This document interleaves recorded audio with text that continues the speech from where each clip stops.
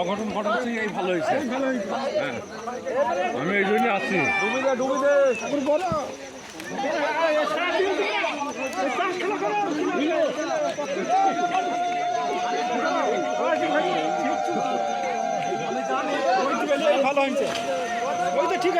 চলে আয় চলে আয় হয়ে গেছে চলে আয়।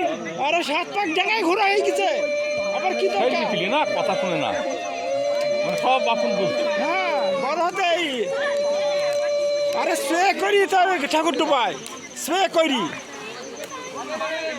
কথা বলো